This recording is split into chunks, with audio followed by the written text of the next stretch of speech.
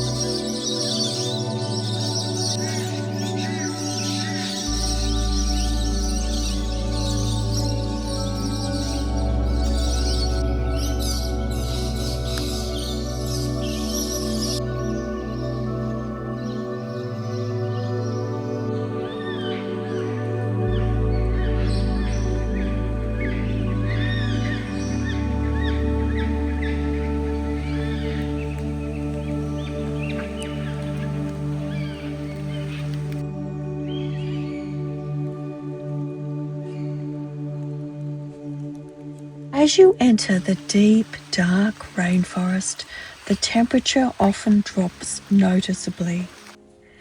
The canopy closes lovingly overhead, filtering the light into soft greens, although on brighter days, the vibrant greens can be quite bright.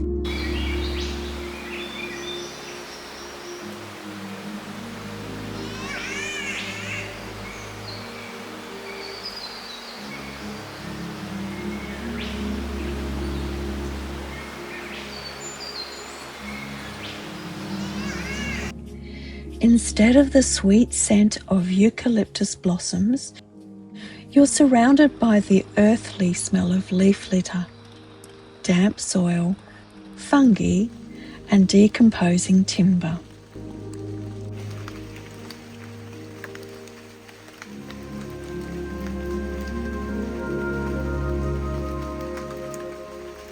The sounds change too.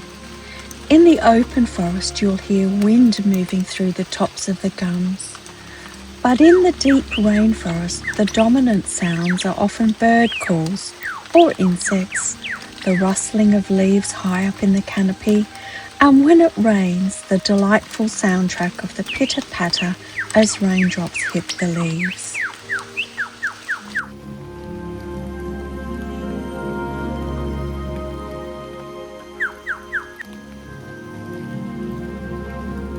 Colourful fruit doves and flying foxes are known to feed on rainforest fruits all along this wonderful trail. I wonder what wildlife we'll see today.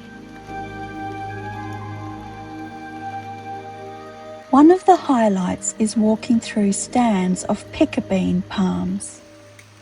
To me, they feel like the graceful ballerinas of the palm world. These slender and elegant palms can form dense groves that create, well, an almost prehistoric land before time type atmosphere.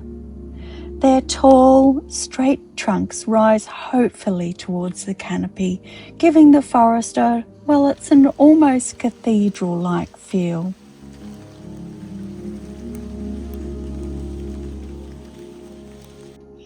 These piccabean palm groves are a perfect introduction to the Somerset Trail.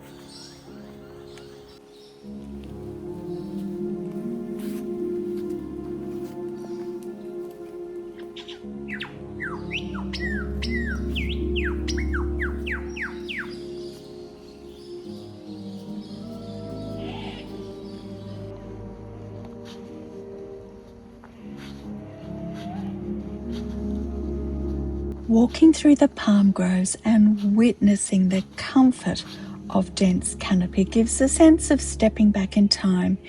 Here I'm finding the experience much more of an intimate one. Many hikers comment that the rainforest section feels worlds away from Brisbane, despite being only about a 70-kilometre drive from the city.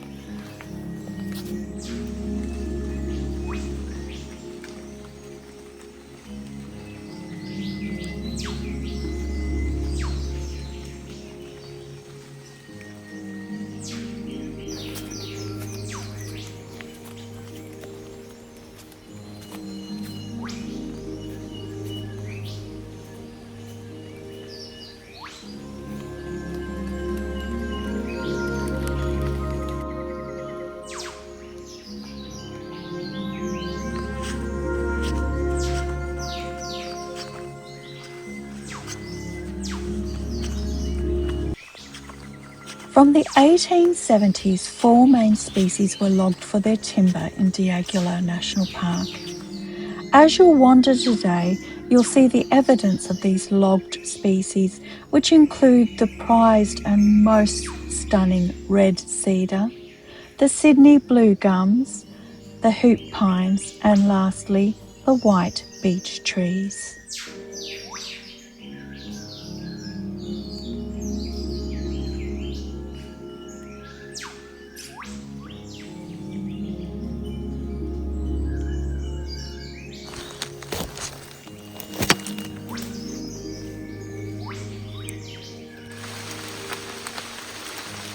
Can you see these holes here?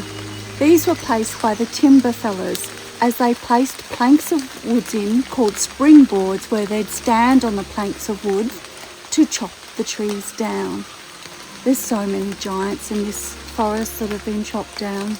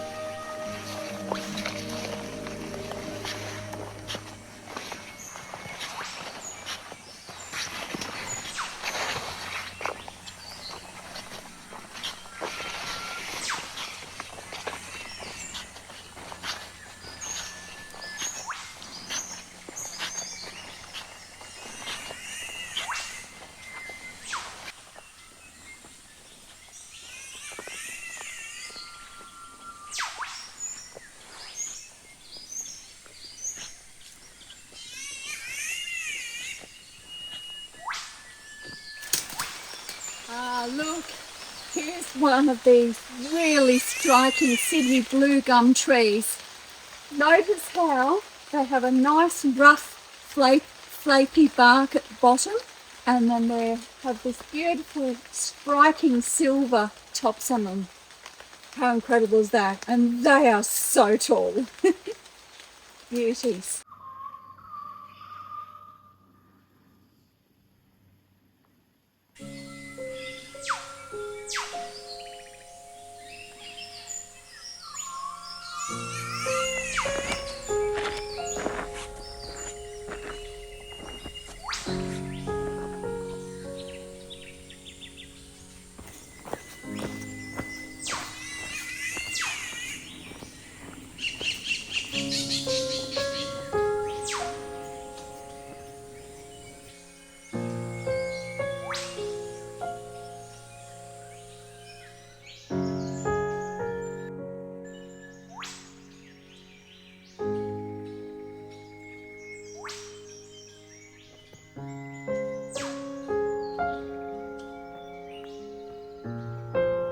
Native to Diagula National Park, these majestic hoop pines once grew to enormous heights, actually up to 150 feet tall. Back in the 1800s, they grew mixed in amongst the rainforest on the upper elevations surrounding Mount Mee. The timber back in the day was used mostly for construction, but also to make furniture, and was also used for some elements in shipbuilding.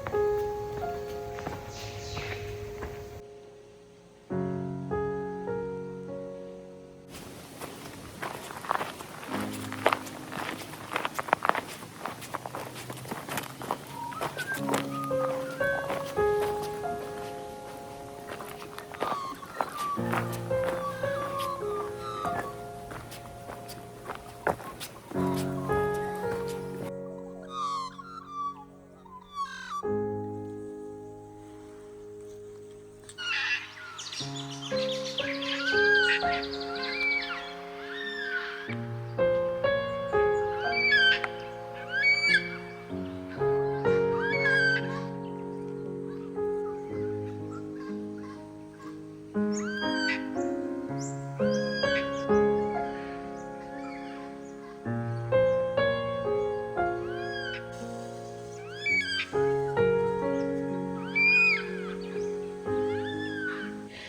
a fellow bushwalker, I think the Scribbly gum forest of Diagula are one of the park's most personality-rich features. Most walkers rave about the rainforest sections which are found closest to the gantry. But for those willing to venture out further, the open Scribbly gum woodlands have a very different character. Think of all the personality-rich characters from the Australian children's books Snugglepot and Cuddle Pie series. Think Big Sky Country, walking in more of an open, sunlit, airy, and in the cooler months utterly fragrant surroundings. This natural section of bushland is undeniably Australian, and I absolutely love it.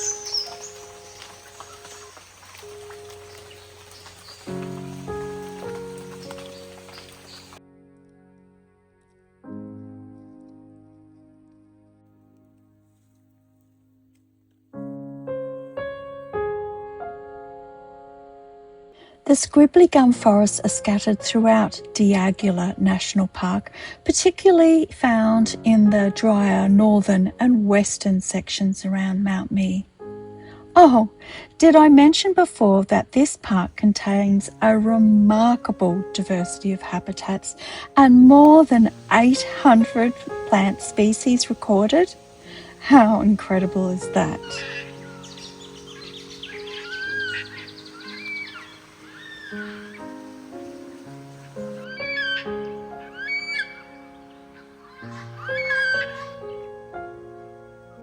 From a bushwalking perspective, what I love about Scribbly gum country is the sense of space.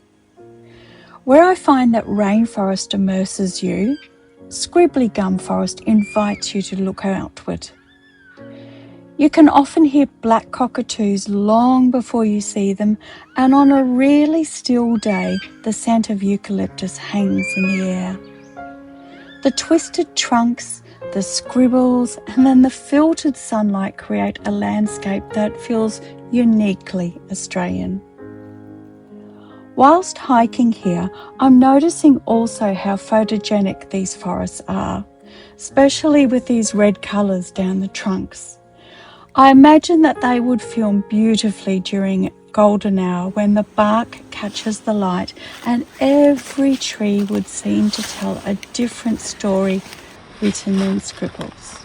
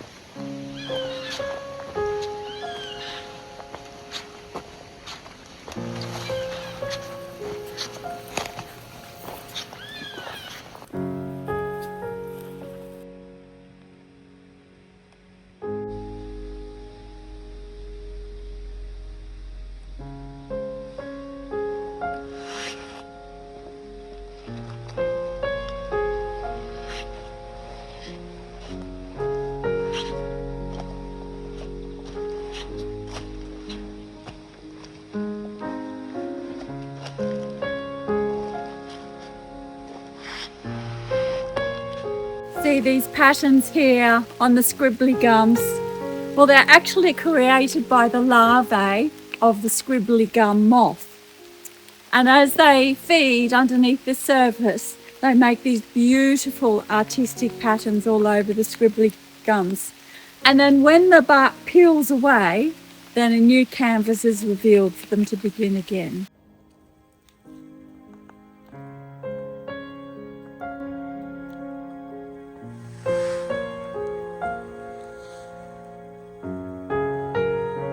Oh wow, well I've just entered the Montane heathland forest. Gee, that change happened really abruptly. Montane means mountain high or grows at high elevation, and heath refers to a plant community that are low shrubs as opposed to these tall trees. You can see the heathland all around me, all of that dark green glossy forest, and in this case we have lots of banksias, but we also have the grass trees, xantharias. Aren't they incredible?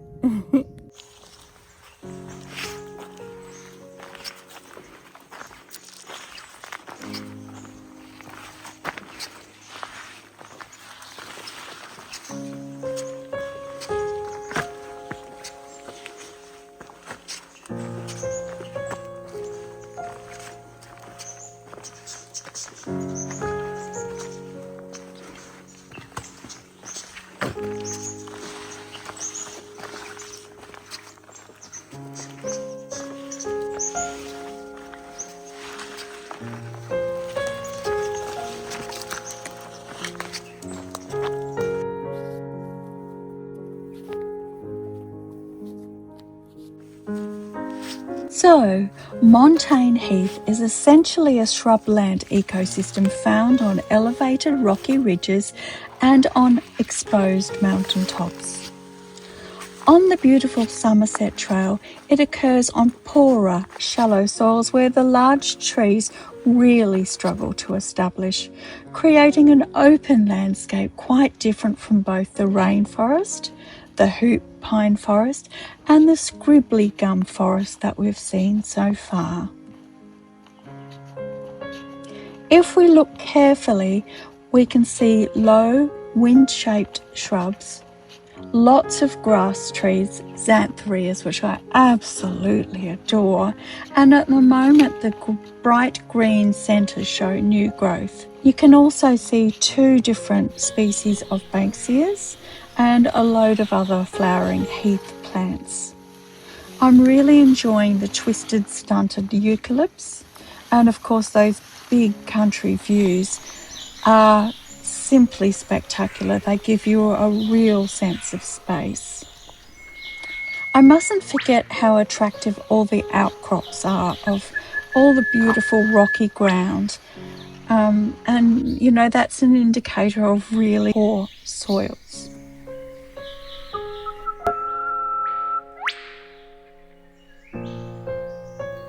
I might have just found the coastal banksia. Correct me if I'm wrong. It can be identified by the dark green glossy leaves on this side, but if you turn them under, they have lovely silvery backs on them. How beautiful is that? But the flowers also are different. You'll see that they're a nice pale lemony colour, really pretty. Apparently I was reading that they're one of the 4 banksias that was originally collected and described by Sir Joseph Banks. And in Diagula National Park, I believe there are either 2 or potentially 3 banksias, so let's see if we can find some others today.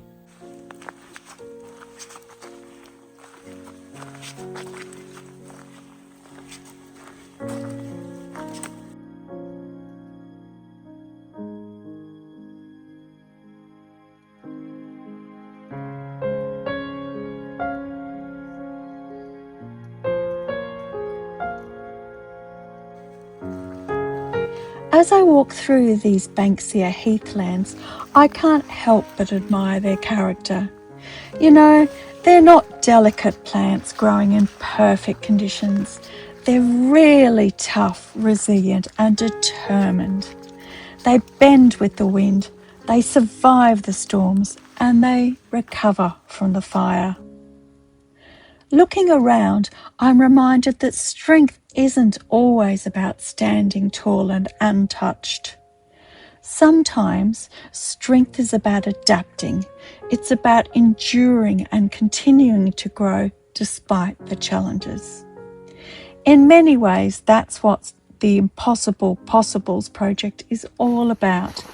Not waiting for perfect conditions, but discovering what is possible right here and now with the circumstances that we've been given right now.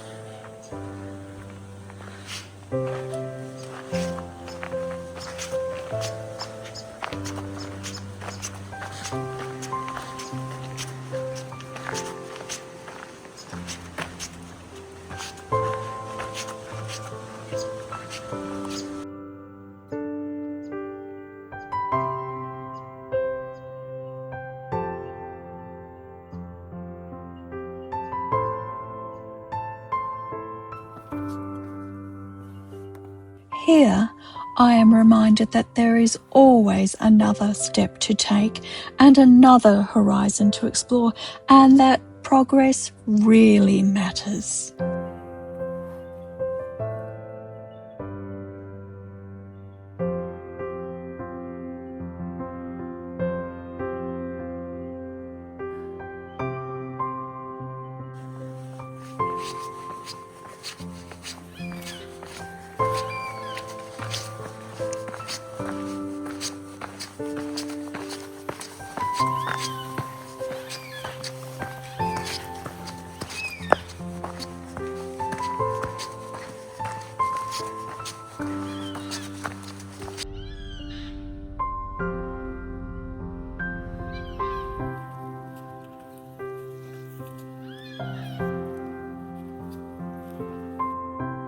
It's occurring to me that these Banksias seem to tell an important story of persistence. Their gnarled, twisted shapes reveal years of weather, years of hardship and of change, and yet they continue to bloom.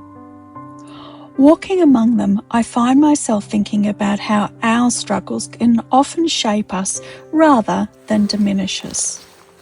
The things that challenge us can also become the things that define our strength.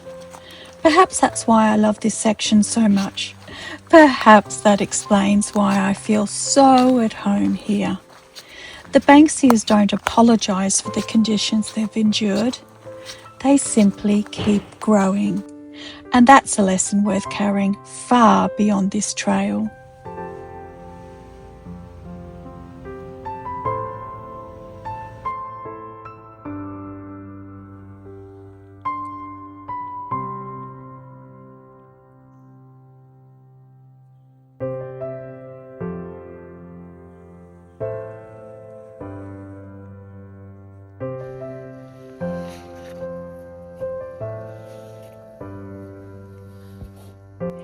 As I walk through these Montane heathlands, I'm surrounded by an incredible display of wildflowers. What makes them so remarkable isn't just their beauty, it's where they choose to grow. This landscape can be harsh and exposed with poor soils and challenging conditions, and yet everywhere I look there is colour, life and abundance. The wildflowers don't wait for perfect circumstances before they bloom. They simply make the most of what they have.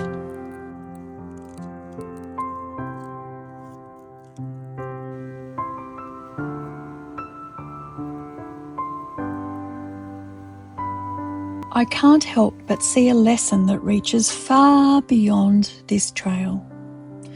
So often in our normal lives, we tell ourselves that we need better conditions, fewer challenges, or that we need the perfect opportunity before we can pursue our goals.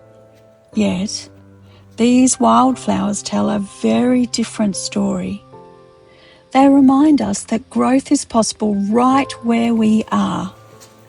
That possibility can flourish in the most unexpected of places.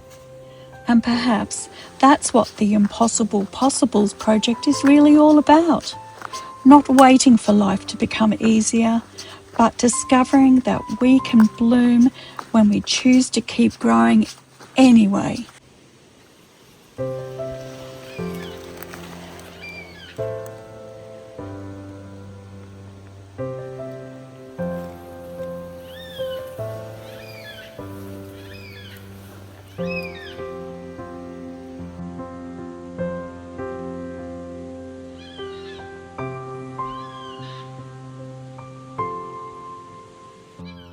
Perhaps you're wondering if heathland is important from an ecological point of view. Well, the short answer is a very firm yes. Heath communities support a huge diversity of native plants, a broad range of insects, reptiles, and both seed and nectar-feeding birds. Many heath plants have evolved to be really, really tough. You know, when you think about it, they've had to survive drought, cope with very poor soils, regenerate after fires. They've had to flower prolifically to attract critical pollinators. And because the canopy is open, you'll see far more wildflowers than you will in any other section of the Somerset Trail.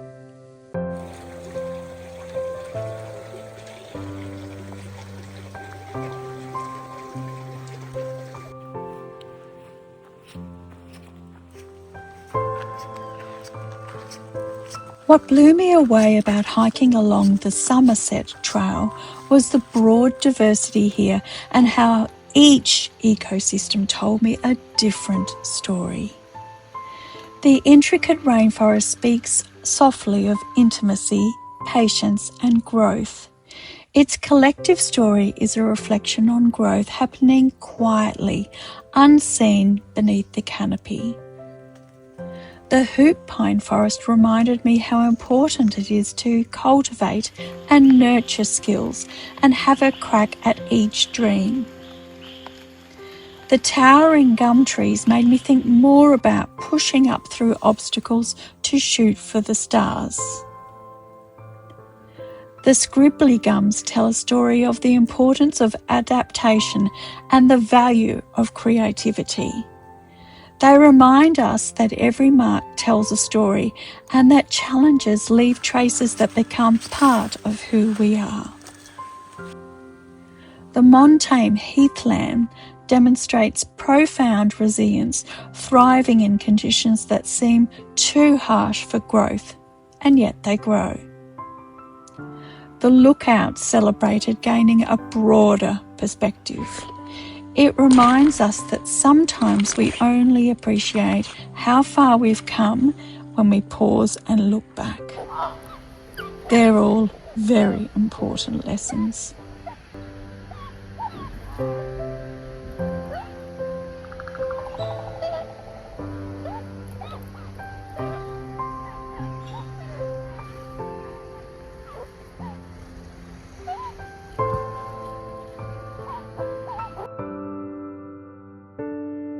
Life can be much the same. We all walk through different seasons, facing different challenges, but every step forward is a part of the journey. And sometimes, if we keep moving forward, we discover views we never imagined were waiting for us.